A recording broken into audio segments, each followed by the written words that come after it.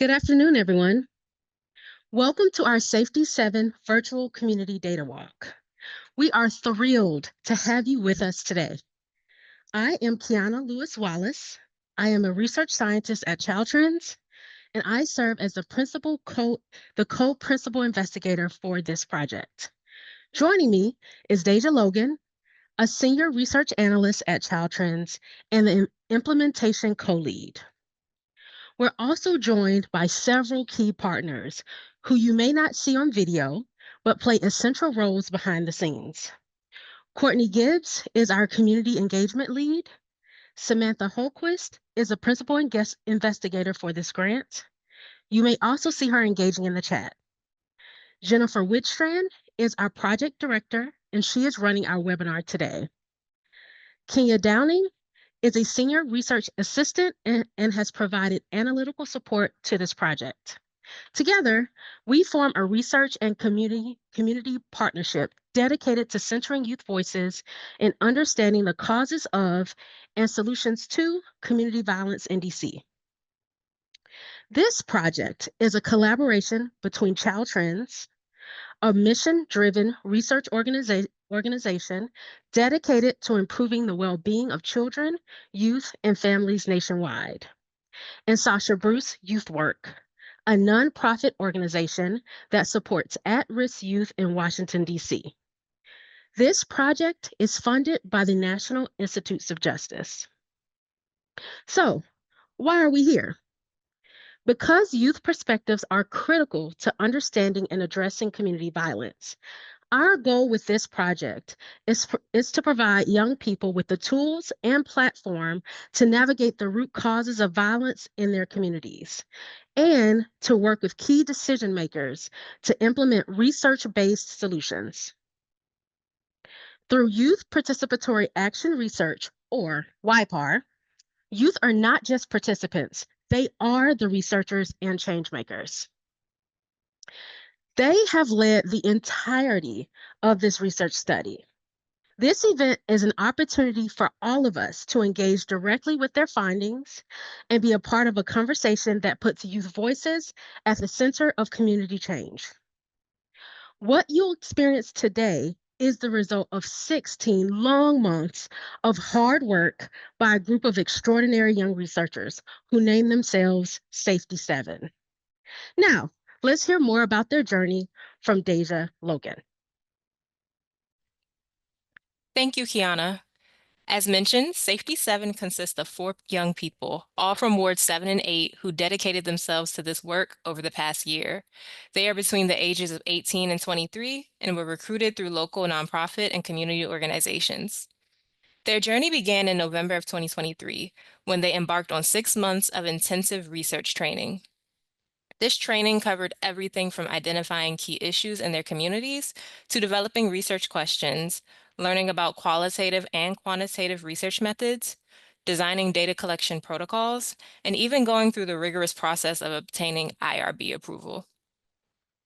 Once trained, they spent the summer collecting data, conducting interviews, focus groups, and surveys to capture the voices and experiences of their peers and community members.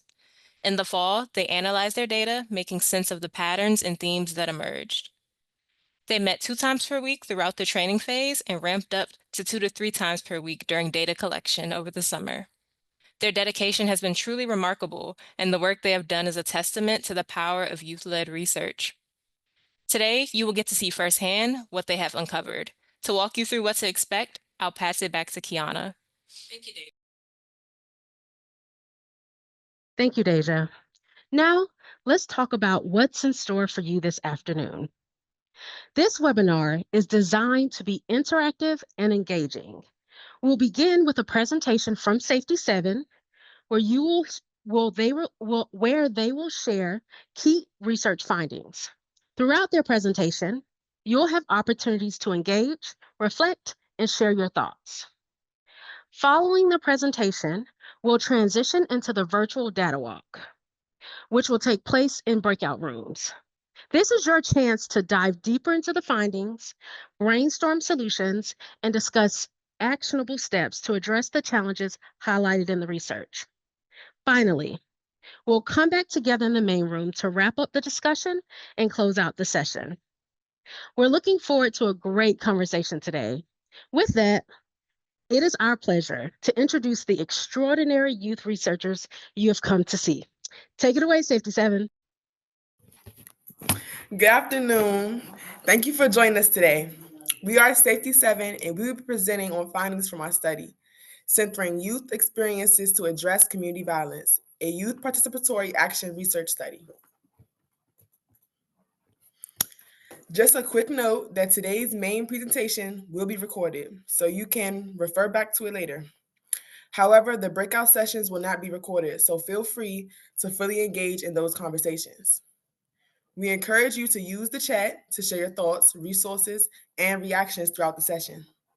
If you have any questions for the excuse me, if you have any questions for the presenters, please drop them in the Q&A box instead of the chat. We'll monitor the Q&A and address as many questions as possible during this session. After the webinar, we'll send out the recordings and slides so you can review the material or share it with your colleagues. Keep an eye out on your email for that follow-up.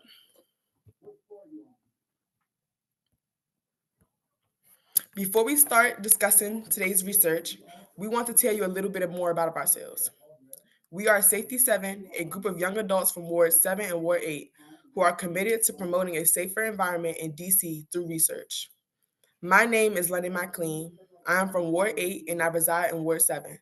My role in this project is youth researcher and project coordinator. I'm going to pass it to my colleague, Ife. Hi, good afternoon. My name is Ife Tobechi. I am from Deanwood in Ward 7. My role for this project is a youth researcher and graphic design lead. Hi everyone, good day. My name is Ike Chukwutabechi. I am from Ward 8, Ward 7, Deanwood, and my role for this project is youth researcher and events logistic lead.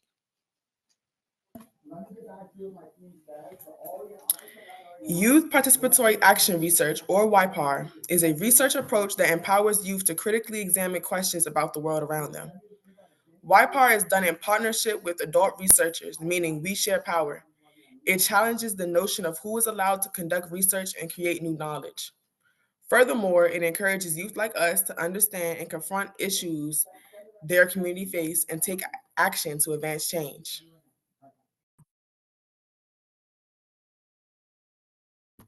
Now we're going to pause and do our icebreaker. Please drop in the chat where you are calling from and if you have any connections to DC.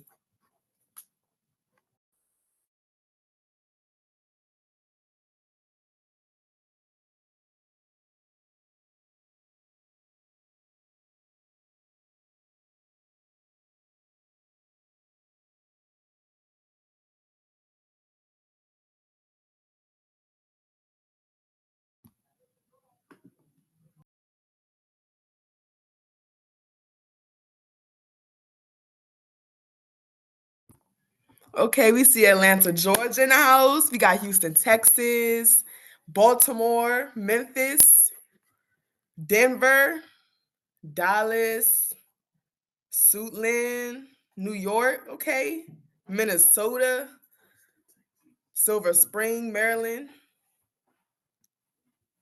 Temple Hills, Maryland, Atlanta, Georgia. Brother lives in Deanwood. Wow, really a small world. Michigan. Okay, we got a lot of Baltimore here. Canada.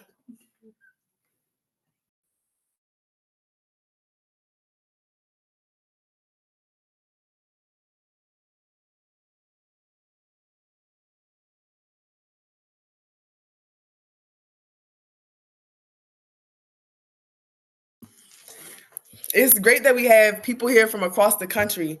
As you can see in the chat, many of us are connected to DC in some sort of way. Our shared connections mean we also share a responsibility to ensure that DC and the United States more broadly is a place where everyone, especially young people, can feel safe, supported, and empowered to thrive. As we engage in this virtual data walk, let's carry the sense of connection forward. Let's listen deeply, reflect, thoughtfully, and consider how we can contribute to building a safer and stronger DC together.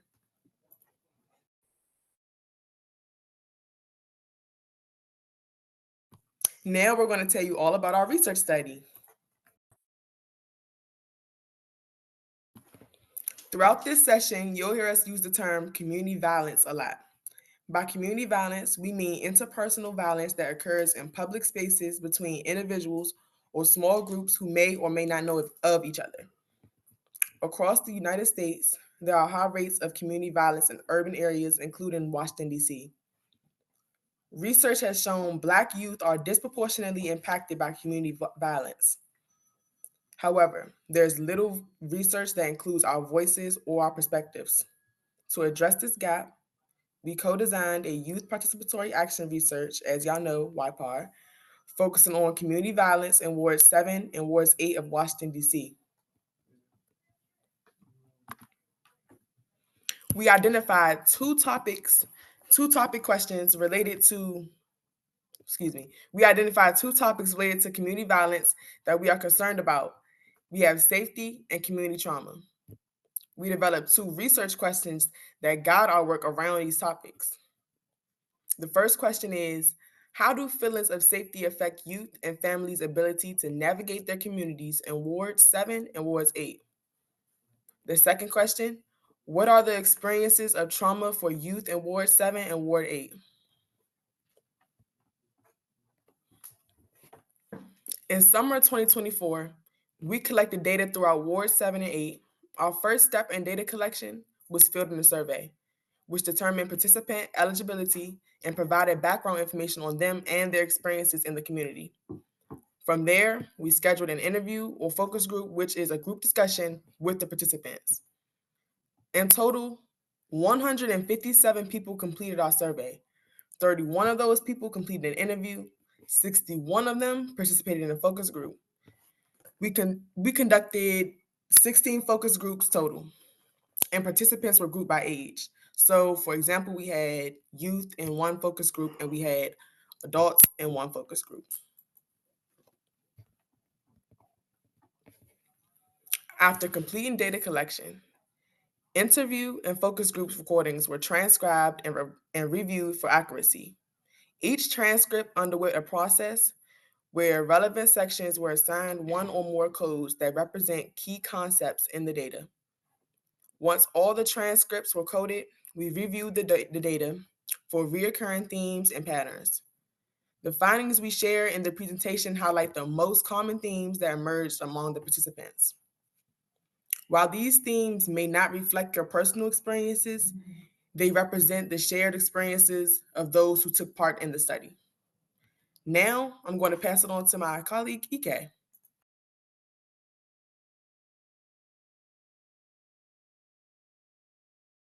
Now I'll share the findings from our study.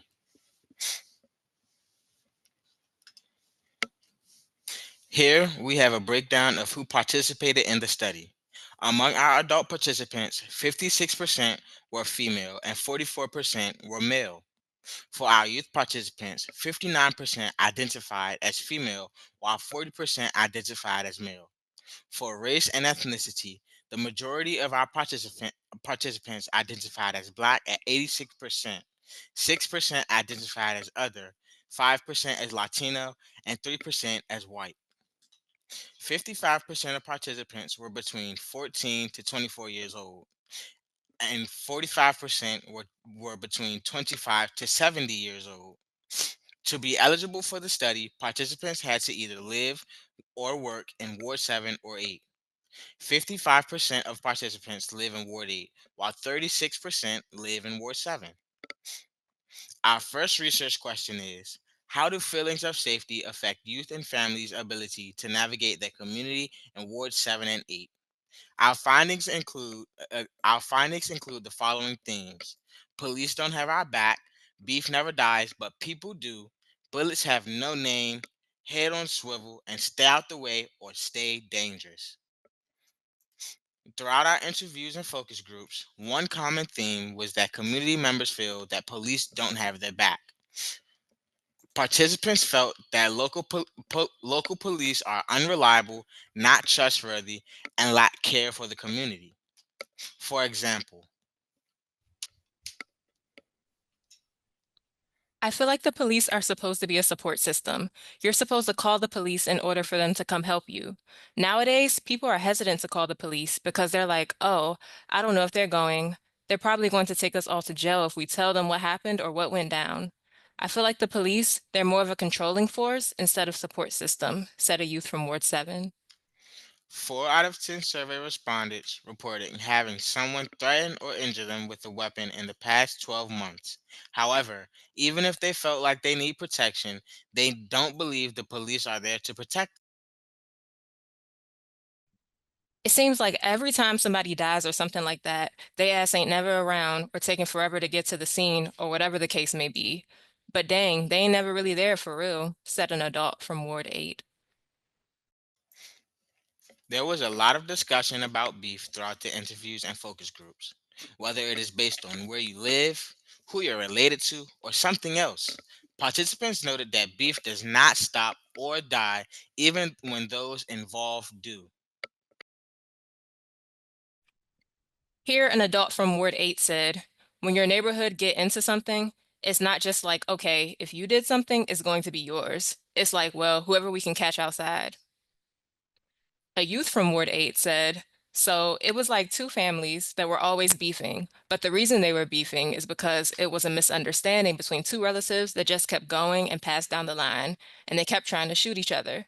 But it was all because one person messed up and couldn't apologize for it, and then it just kept on.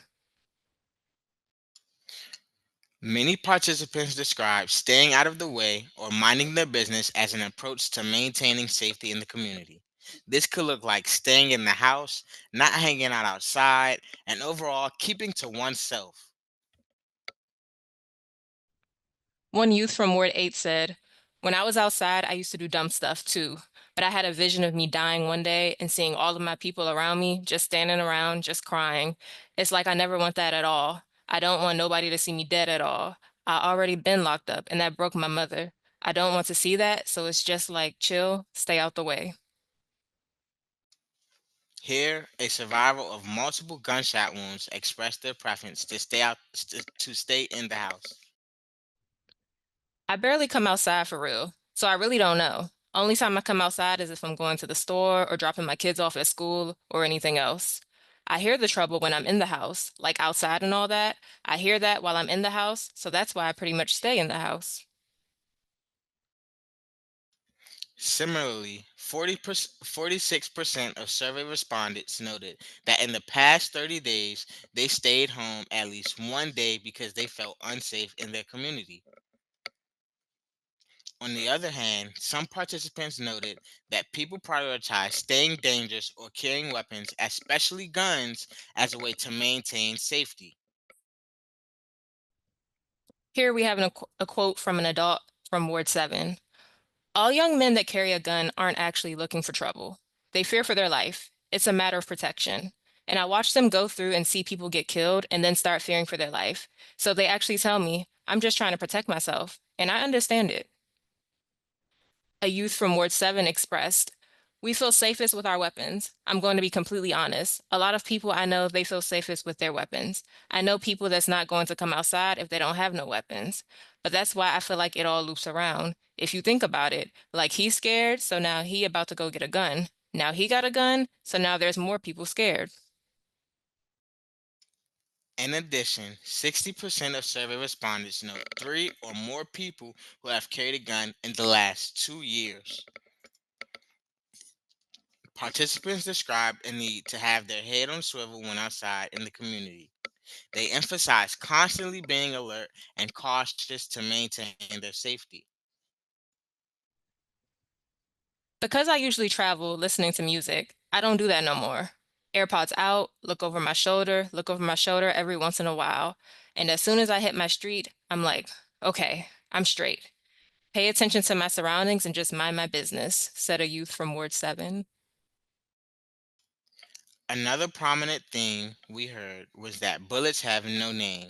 Shootings can happen at any time. anywhere, and victims are not often the intended target. An adult from Ward 8 shared, "We were in the house when there was one shooting when it came through the window. So it's like even in your home, you're not a part of it, but because it's happening, bullets don't have names and they don't have directories."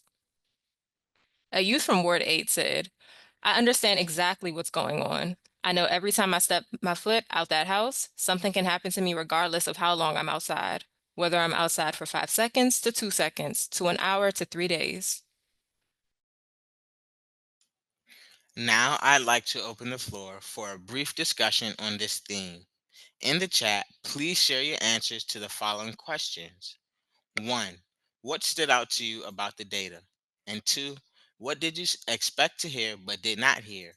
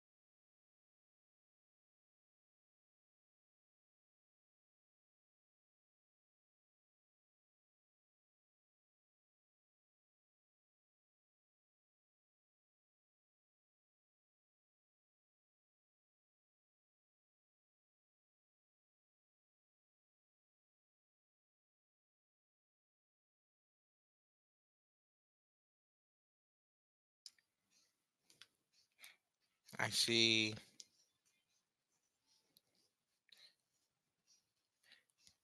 people keeping themselves at home resonates with my experience in Ward 7. Okay. Participants were very candid about their experience. Yes. And I was surprised to hear about curbing community violence, to hear about solutions to curbing community violence. Okay, and about that, for the first part of this project, our first cohort was mainly going out to gather data on what is some of the main causes of the violence, and the second cohort, the younger students and scholars who will be working on this project will definitely be working on finding experiences while they work to better the project.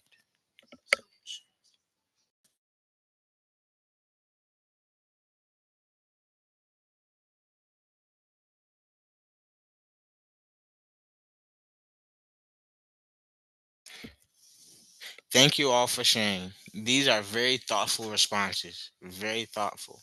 Now I'm going to turn it over to my colleague and my twin, Ife.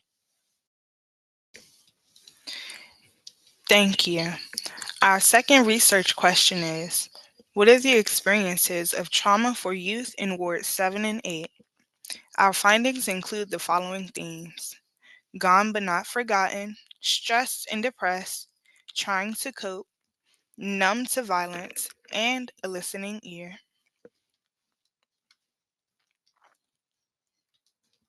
While collecting data, numerous participants shared that they have lost a loved one or more loved ones to gun violence.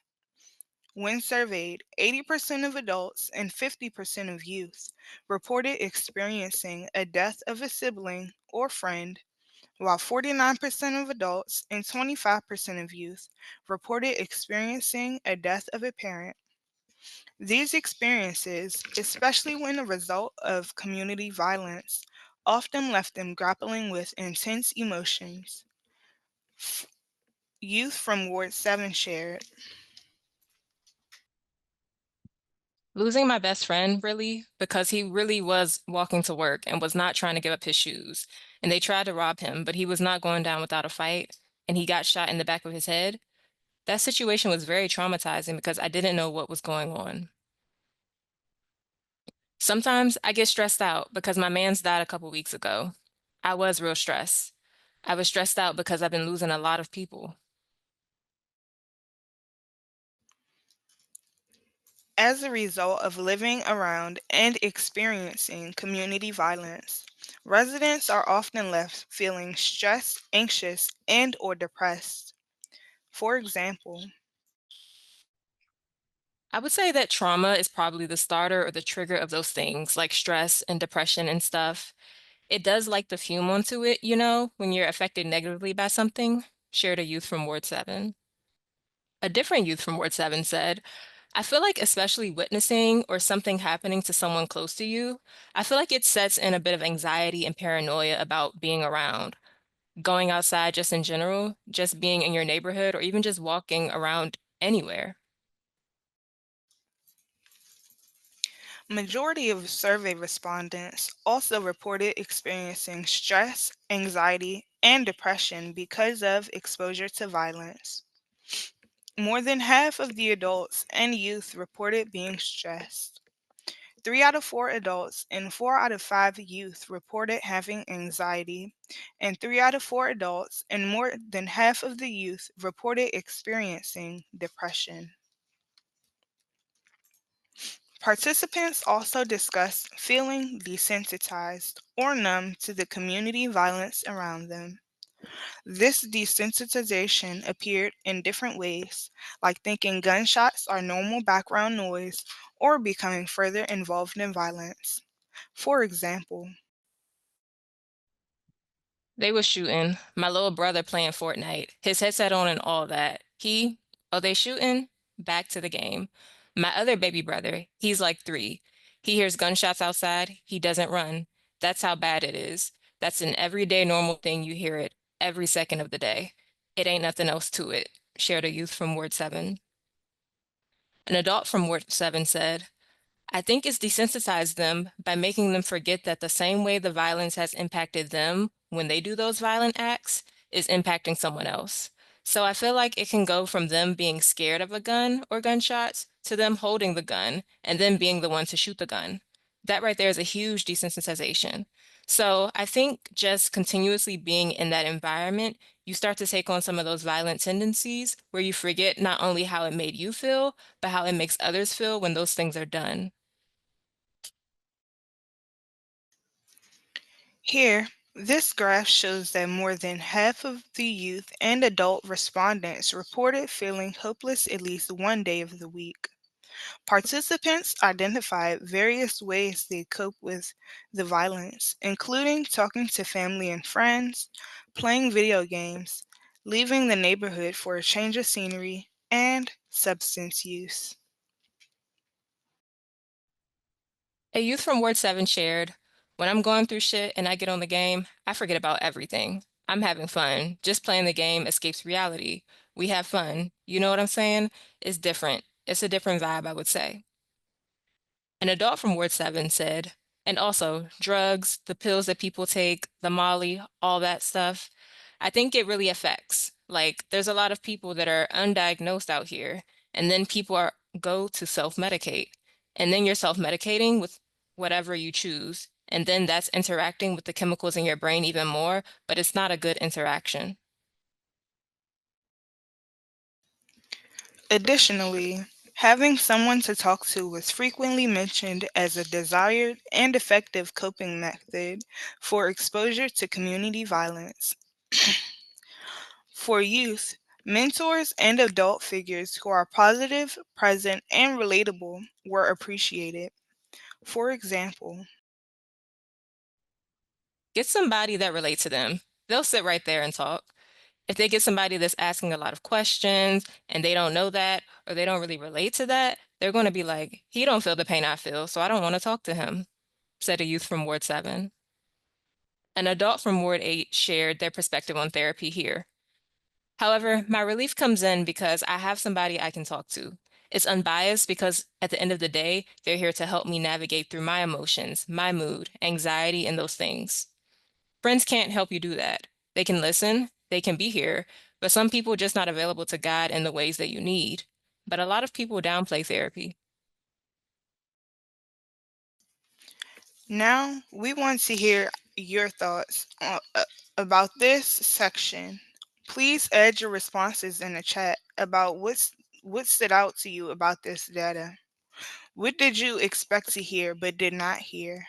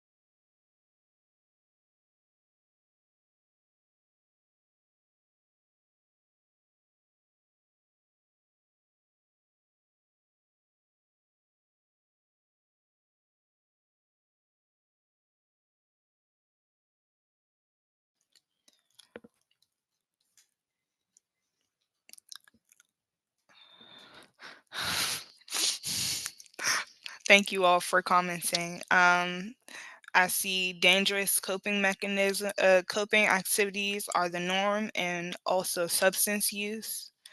Um, yes, that's something that we saw a lot while interviewing.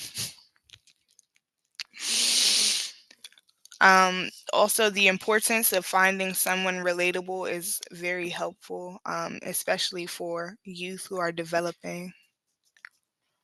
And wondering about the relationship between adults feeling helpless and the high rates of youth feeling that way. That's a very interesting correlation.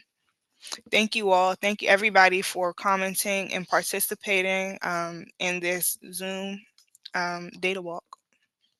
I'm going to pass it over to my London. I mean, to my colleague.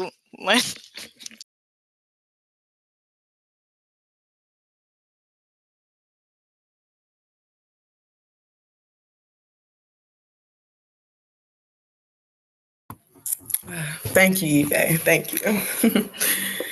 Our interviews and focus groups produced a significant amount of data about what participants felt were the causes of violence in Ward 7 and Ward 8. Our findings include the following themes: access to guns, nonchalant parenting, social media, and trying to come up. Participants expressed that the level of accessibility for obtaining a gun, especially among youth, is a contributing factor to the violence in the community. For example, It's easy to get your hands on a gun, very easy. All you got to do is go online and buy the parts. Somebody know how to put it together. It's that easy. Even YouTube now is teaching them how to put a gun together, said a youth from Ward 8.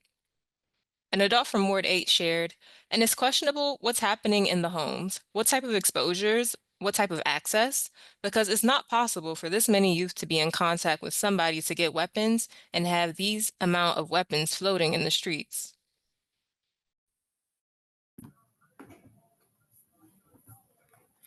parenting was a frequent topic of discussion when considering the causes of violence. Participants noted that some parents do not act like an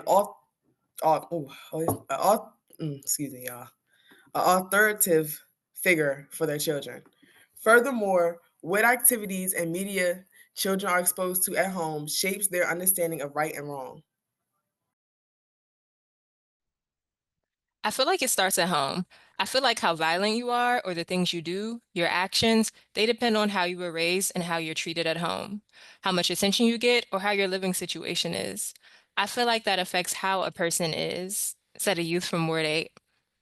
A youth from Ward 7 said, and then when we already have the issues of parents not watching over their kids correctly, and these kids are being influenced by what's on these phones, that's how they get the kids. Because the parents aren't watching, the parents aren't guiding, so the media is guiding.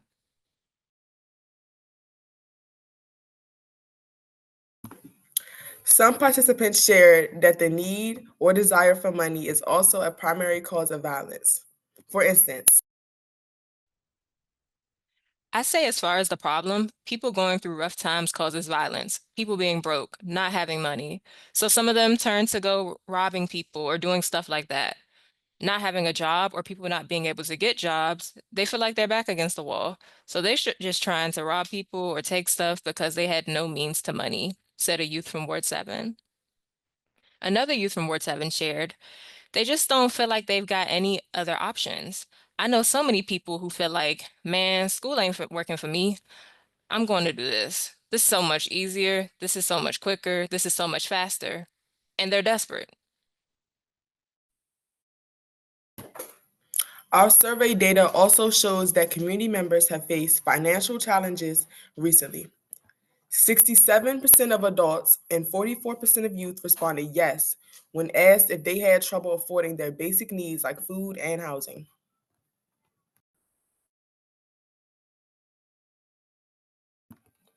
Social media was also frequently mentioned as a cause of violence.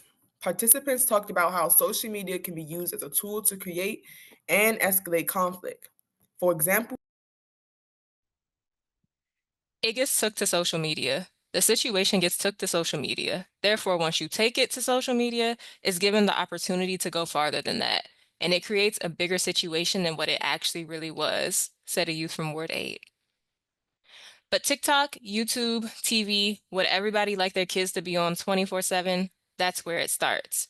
Because then they're thinking, oh, this is cool.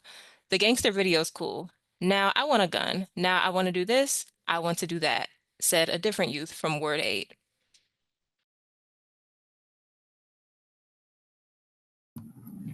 on the other hand, on the other hand, survey respondents did not report the same experiences with social media or the internet. Only 20% of them reported experiencing cyberbullying.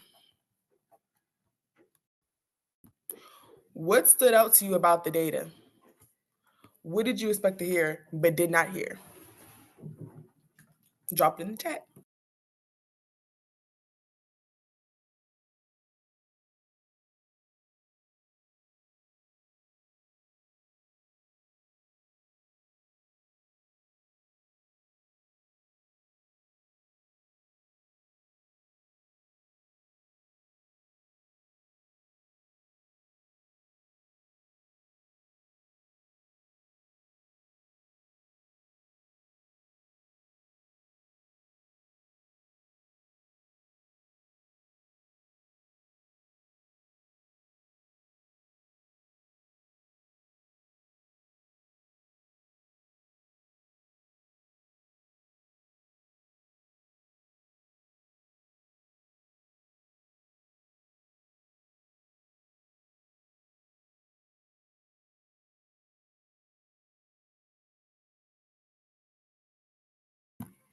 Thank you for all these amazing responses.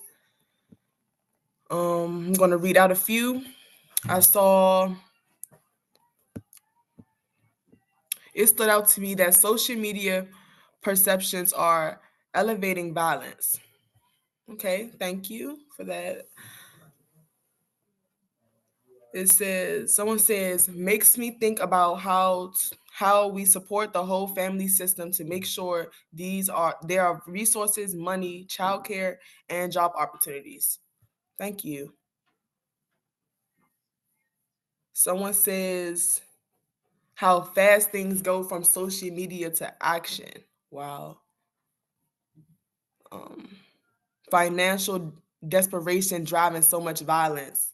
These are great. These are great responses. Thank everyone for dropping your opinion in the chat. Thank you.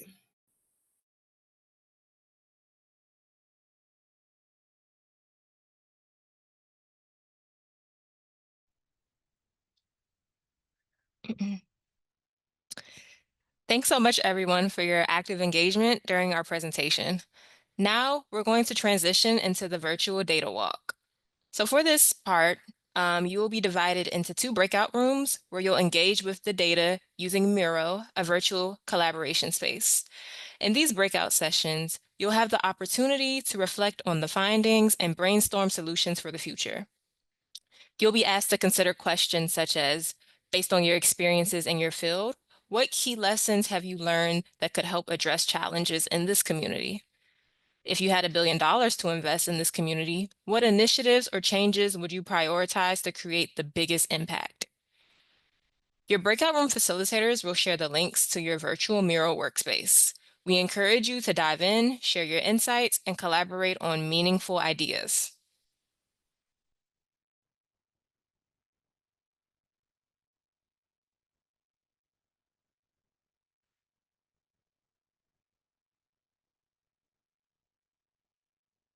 Now, we're going to do a brief demonstration of Miro just so you guys can get familiar if you aren't familiar.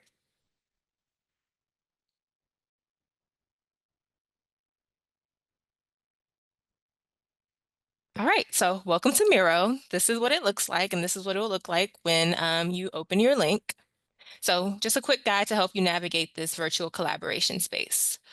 You see we have plenty of sticky notes here on the board. To add text to the sticky notes, you double click on an existing sticky note to start typing, and you click outside the sticky note when you're done to stop typing. To move sticky notes, you click and drag the sticky note to reposition it anywhere on the board. To add a new sticky note to the board, you would click the sticky note icon on the left-hand toolbar, select the color of your choice, and click anywhere on the board to place it. From there, you can start typing immediately, or you can wait and go back to that sticky note and double-click it to edit it at a different time. To slide the page or navigate this board, you will deselect the arrow on the left sidebar.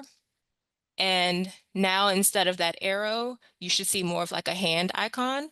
This allows you to slide the board in different directions. You can also use the zoom in and zoom out buttons in the bottom right corner to adjust your view. Here's a tip. If you get lost, click on the frames panel at the bottom right, or the zoom out button to help reorient yourself. You'll have a chance once we get into the breakout rooms to try these out, and you can let your breakout facilitator know if you have any questions. Also, keep in mind that this is a collaborative activity, and you'll be able to see other participants' cursors moving in real time. Try your best not to overlap too much and just give each other space to contribute. All right, we heard some really, really good things in our breakout room. Um, I'll quickly share a few, and then Deja, hopefully you can just share one or two. So in response to if you had $1 billion, people talked about access to jobs for young people and more money. Folks talked about limited access to guns. Um, Ife and me and Ife were talking about the importance of having third spaces because like someone mentioned solid third spaces for young people, and we talked about the importance of that, and that really tracks with what we heard in our interviews and focus groups, and then also at our in-person community data walk, people talked about how important it was to have safe spaces like rec centers for young people to go to. And at our community data walk, someone also highlighted that there are spaces in DC, but a lot of times there's a lot of loitering around those spaces, such as the recreation center. So even though inside might be safe, getting into the place doesn't feel the safest. So definitely those third spaces are critically important. Deja, did you want to highlight any of the um, points from your group? Sure. Definitely a lot of focus about increasing access to mental health care, especially culturally responsive and trauma-informed mental health care. We've heard a lot about restorative justice and just, shifting the legal system to focus on accountability and support rather than punishment. Also, big emphasis on youth-driven programming, opportunities for youth to continue to share their voices, to make change in the community, and just truly creating that partnership so that it's not just adults running things. Um, and also a lot of focus on universal income, livable wages, and actually parental leave, which I thought was interesting, which will help families, develop a stronger bond. Awesome. Again, as we wrap up, we want to extend a huge thank you to each of you for your time, insights, and engagement today. Your participation in this Safety Sevens virtual community data walk is absolutely invaluable. And we appreciate the thoughtful discussions and ideas you shared. We will definitely keep the post-its and use it for our next cycle of work, which really focus on solutions. I want to give a special thank you to our youth researchers, facilitators, and partners who made this event possible. Your dedication to centering youth voices in this work is truly inspiring. We'll be following up with you with the recording and slides, so keep an eye out for your email. If you have any additional thoughts or questions, please feel free to reach out to me or Samantha Holquist. Our emails are listed on the slide. Thank you again for being a part of this important conversation, and we look forward to continuing this work together.